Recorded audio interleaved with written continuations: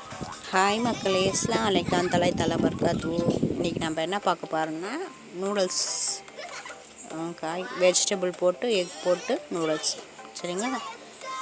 எண்ணெய் தோராயமாக தண்ணி போட்டு அதில் ஒரு ஸ்பூன் எண்ணெய் ஊற்றி உப்பு போட்டு 6 பாக்கெட் எடுத்துருக்கேன். 6 பாக்கெட்டை நல்லா வேக வச்சு வடிகட்டி ஆற வச்சுக்கோங்க. சரிங்களா? சட்டி வச்சாச்சு, எண்ணெய் ஊற்றுப்போம். எண்ணெய் ஊற்றிட்டு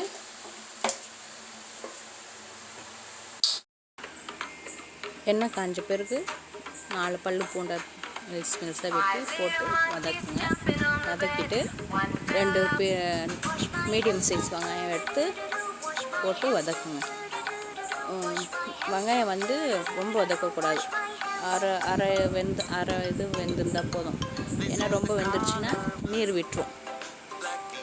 அதனால் வெங்காயம் கொஞ்சம் வதங்கும் போதே காய்கறிகளை எடுத்து போட்டுக்கணும்.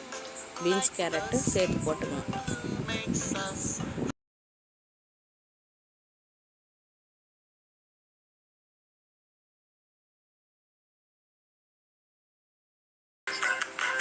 கேரட்டு பீன்ஸை போட்டு நல்லா வதக்கிட்ட பிறகு முட்டைக்கோஸ் போடுங்க.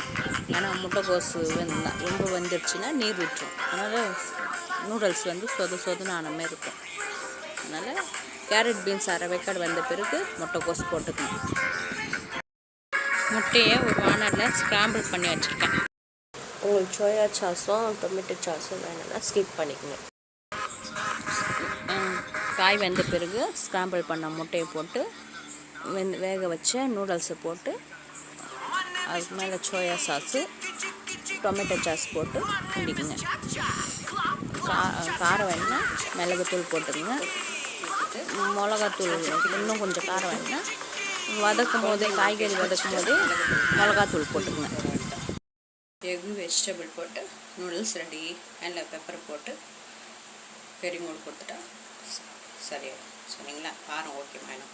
குழந்தைங்களுக்கு காரம் எல்லாமே இப்படி எடுத்து கொடுக்க வேண்டியது தான். சரி,